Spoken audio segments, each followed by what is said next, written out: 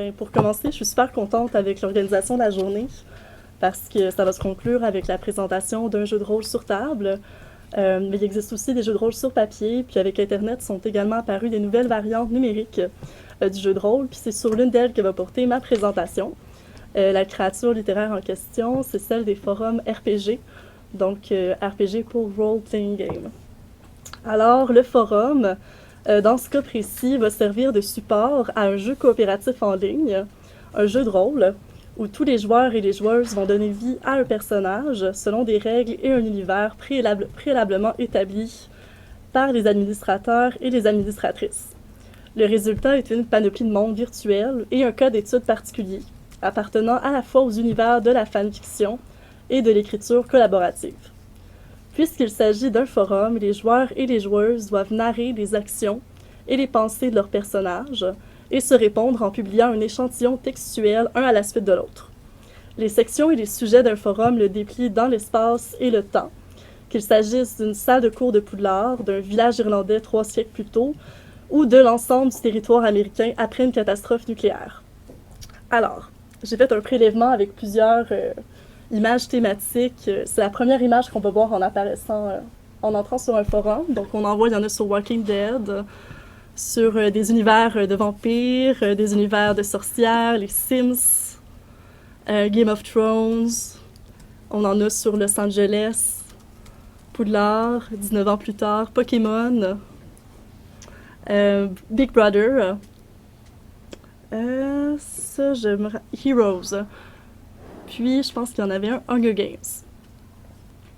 Et finalement, X-Men.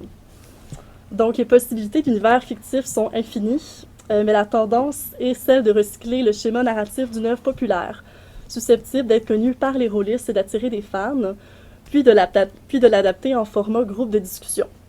Le contexte d'un forum peut ainsi s'inspirer et ou se bâtir à partir d'un jeu vidéo comme Final Fantasy, de films et de séries à gros succès.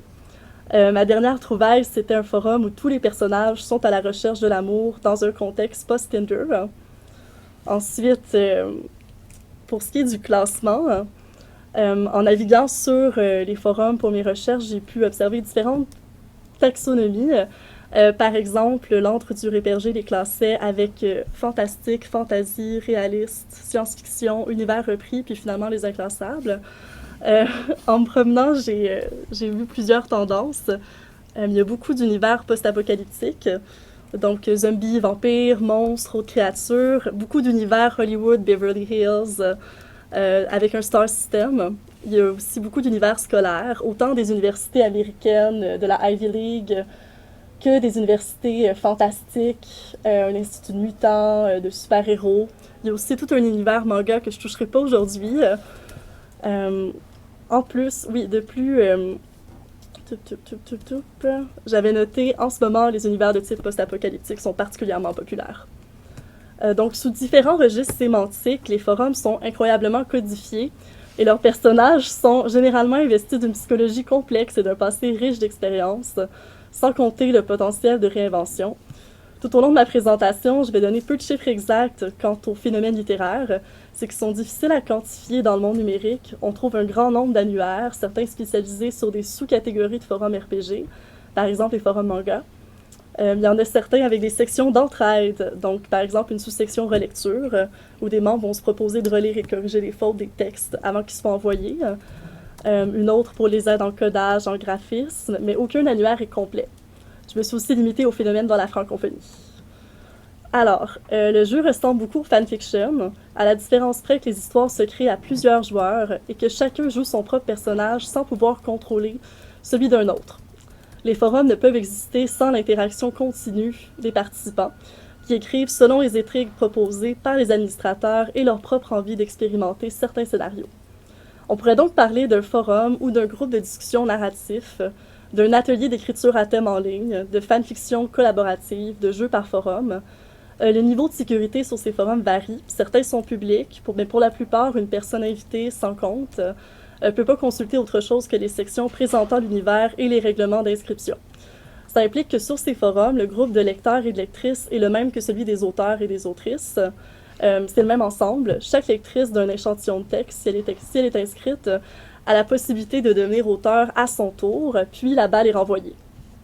D'ailleurs, personne partage à l'extérieur de la communauté d'écriture les textes de ses partenaires de jeu. Contrairement à d'autres jeux en ligne, les intrigues servent aussi essentiellement à stimuler le fil narratif de l'histoire collective. Les rôlistes jouent pour la meilleure histoire plus que pour avancer dans le jeu. Enfin, au niveau esthétique, j'ai découvert les forums en 2005. J'ai arrêté de les fréquenter pendant 10 ans. Je les ai redécouverts l'été passé dans le cadre d'un cours en sociologie de l'intimité amoureuse. Puis ma grande surprise, ça avait été de constater que l'esthétique n'a absolument pas changé. À part l'apparition de nouvelles sections, je vais vous en parler plus tard, Instagram, Facebook, qui existaient déjà, mais qui se sont développées dans la dizaine d'années ensuite. C'est la même esthétique qui fait un peu vieillot aujourd'hui, mais on va en voir plus. Aussi, tout le matériel graphique est recyclé d'autres films, séries, vidéoclips. Les images qui servent d'avatar aux personnages sont celles de personnes célèbres. Donc des actrices, des chanteurs, des politiciennes, des mannequins. Alors, j'ai pris des exemples pour qui souhaiteraient avoir l'apparence de Ryan Gosling sur le web, mais je regrette maintenant de ne pas en avoir pris d'Arnold. Donc, quelqu'un pourrait afficher cet avatar-là sur le coin des textes qu'elle posterait en ligne. Ce serait son apparence corporelle sur le forum. Il y a des forums qui sont entièrement dédiés à la création de matériel graphique pour imager les personnages.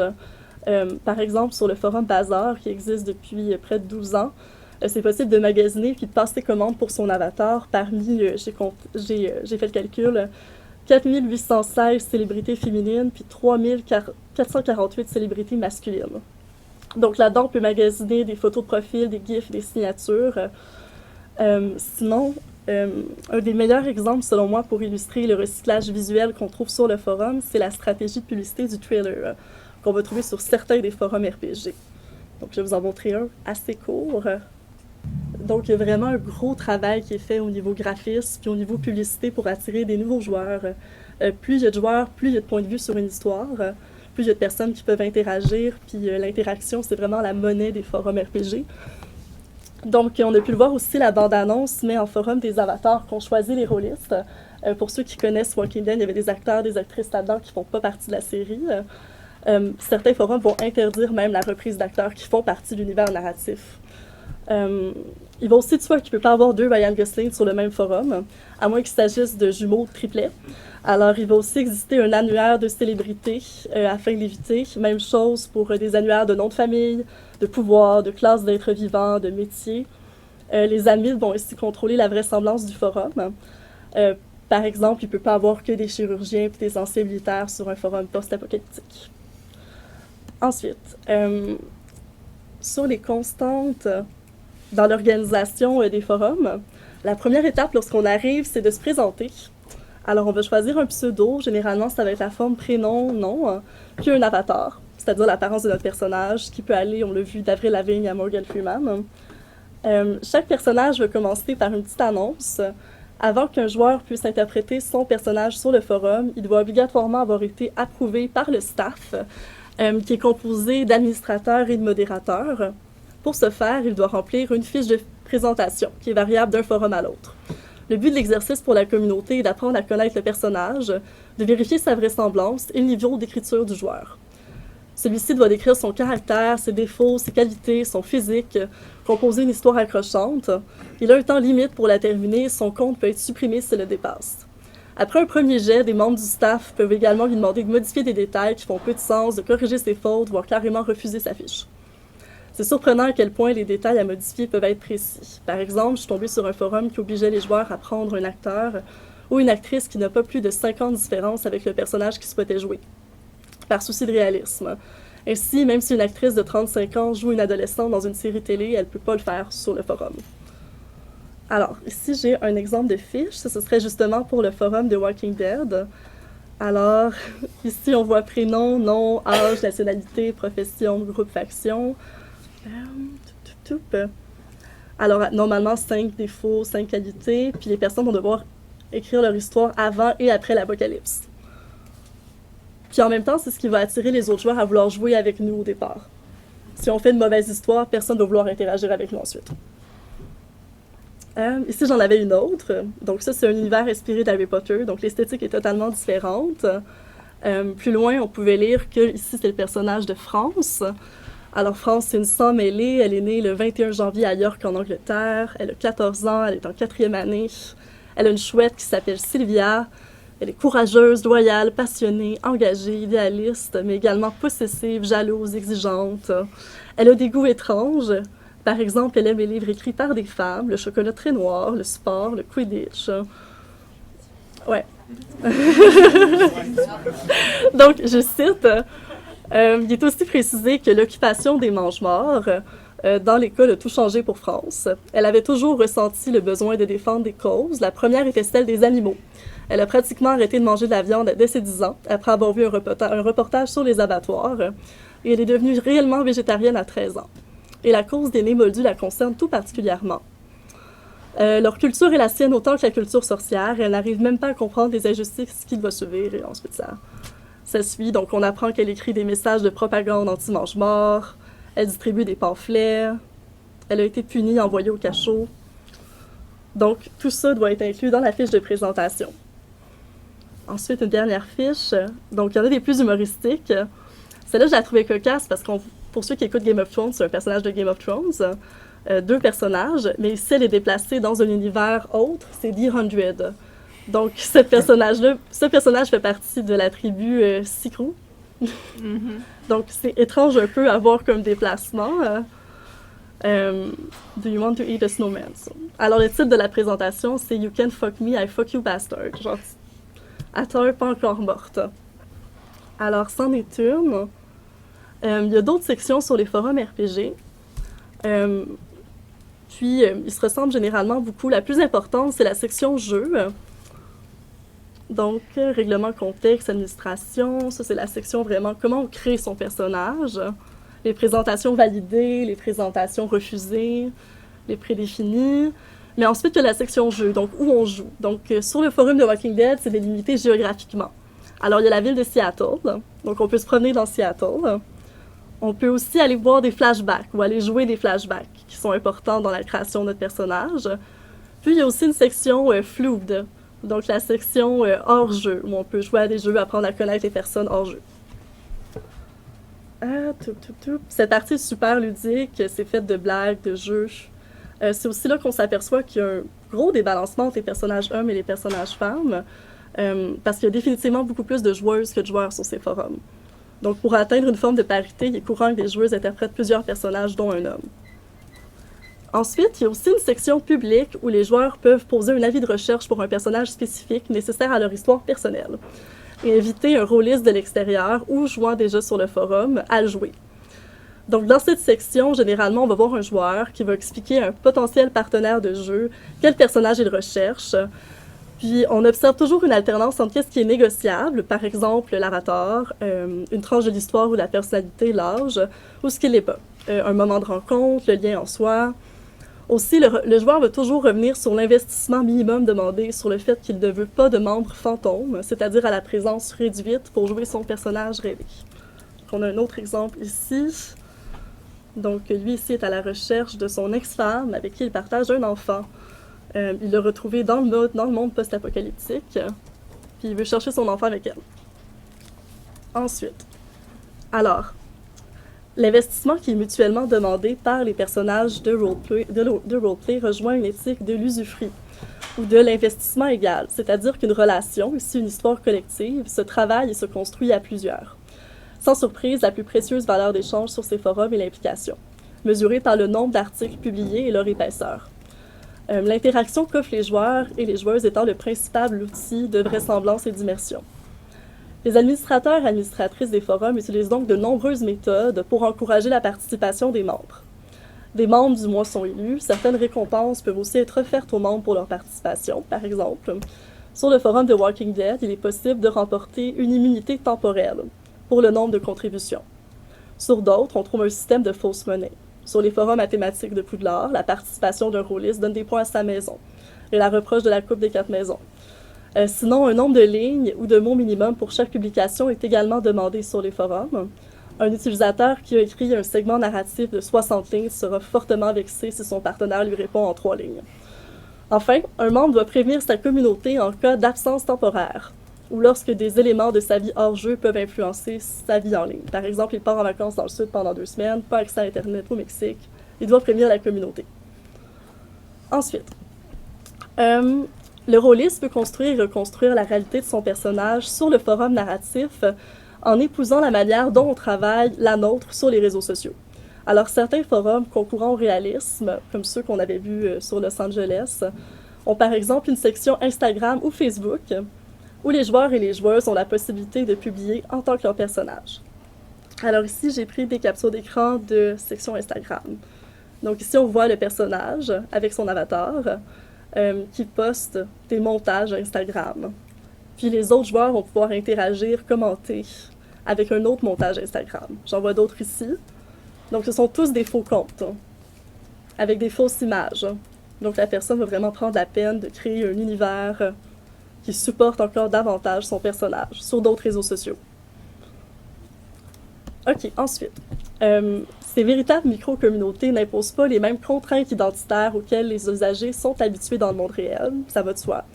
Leur virtualité permet d'investir des relations et des expériences ordinairement hors de portée.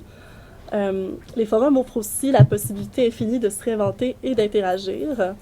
Un joueur, si son personnage est mal reçu, peut en refaire un autre. Il peut aussi rejouer plusieurs joueurs à la fois.